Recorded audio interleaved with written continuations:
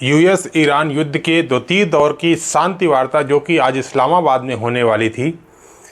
इसकी इस वार्ता के भी सफल होने की संभावनाएं कम ही दिख रही हैं, क्योंकि अमेरिका ने अपने उपराष्ट्रपति जेडी वेंस और 2 अन्य लोगों के प्रतिनिधिमंडल को भेजने की तो बात कही है, लेकिन ईरान ने इस शांति वार्ता में शामिल होने से साफ शब्दों में मना कर दिया है।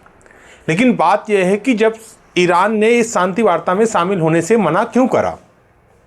क्योंकि शांति वार्ता में शामिल होने से पहले ही ट्रंप ने यह बयान दिया था कि यदि ईरान हमारी सारी शर्तें नहीं मानता है तो हम 21 अप्रैल की शाम से ही ईरान पर ऐसा हमला करेंगे कि उसके सारे पावर प्लांट्स जो हैं, जितना भी इंफ्रास्ट्रक्चर है, सब नष्ट हो जाएगा। तब ईरान ने कहा है कि बंदूक की नोक पर यह समझौता नहीं हो सकता है। अब बात यह है कि ऐसी कौन सी शर्तें हैं और इन शर्तों पर सहमति क्यों नहीं बन पाई है। पहली शर्त जो अमेरिका ने कहा है कि ईरान के पास जितना भी यूरेनियम है वह हमें सौंप दे, लेकिन ईरान ने कहा है कि हम यूरेनियम आपको नहीं सौंपेंगे, लेकिन इस बात का भी वचन देते हैं कि हम उस यूरेनियम से परमाणु बम नहीं बनाएंगे और आपके सामने ही उस यूरेनियम को डाइल्यूट कर देंगे कि जिससे भविष्य में भी उस यूरेनियम से परमाणु बम बनाने की क्षमता खत्म हो जाए और जिसका उपयोग सिर्फ हम ऊर्जा उत्पादन के लिए करें।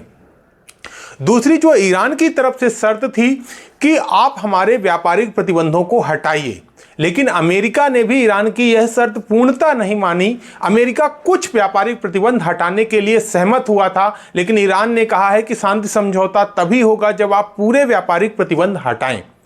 तीसरी बात है कि ईरान की यह शर्त है कि इजराइल जो है लेबनान पर भी पूर्णतः सीज फायर करे, लेकिन इजराइल की मंशा लेबनान पर पूर्णतः सीज फायर करने की नहीं है। तो बात यह आती है कि यदि आज यह शांति समझौता नहीं हो पाता है तो 22 अप्रैल को जो सीज फायर किया गया था उसकी अवधि समाप्त हो जाएगी। तो क्या उस अवधि के बाद फिर से यह युद्ध स्टार्ट होगा? लेकिन अब जो युद्ध स्टार्ट होगा उसका स्वरूप पहले से कई गुना ज़्यादा विकराल होगा, क्योंकि जैसा ट्रंप ने बयान दिया है कि यदि ईरान शर्तों पर सहमत नहीं होता तो हम उसके ऊपर उसके सारा जो इंफ्रास्ट्रक्चर है वह नष्ट कर देंगे। बदले में ईरान ने यह कहा है कि यदि अमेरिका ने ऐसी कोई भी हरकत करी तो हम हॉर्मुज के साथ बाब अल मंदेब को तो ब्लॉक करेंगे ही करेंगे, साथ ही खाड़ी देशों में जितने भी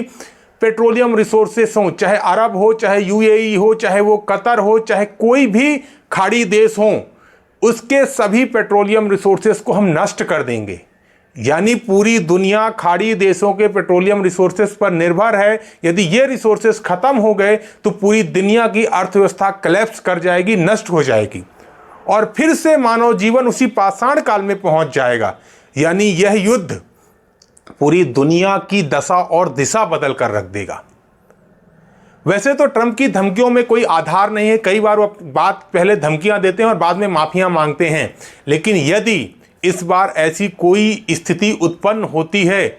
और खाड़ी ईरान ने हमले कर, अमेरिका का कहना है कि हमने ईरान की लगभग 75% मिसाइलें या उसकी जो क्षमता है वो नष्ट कर दी है, लेकिन ईरान की तरफ से बयान आता है कि अभी तक युद्ध में जितनी भी हमारा लॉस हुआ था, जो मिसाइलें खत्म हुई थी, उनको फिर से हमने जनरेट कर लिया है और इस बार हम युद्ध के लिए पहले से कई गुना ज़्यादा ताकत से तैयार हैं। और यदि ईरान ने सच में खाड़ी देशों के खाड़ी देशों में जितने भी पेट्रोलियम रिसोर्सेस हैं, नेचुरल गैस के रिसोर्सेस हैं, उन पर हमले कर दिए, उनको नष्ट कर दिए, पूरे विश्व की स्थिति खराब हो जाएगी और इस स्थिति को संभालने वाला कोई भी माई बाप नहीं दिख रहा। यूएनओ जैसे संगठन आंख मूंद कर बैठे हैं।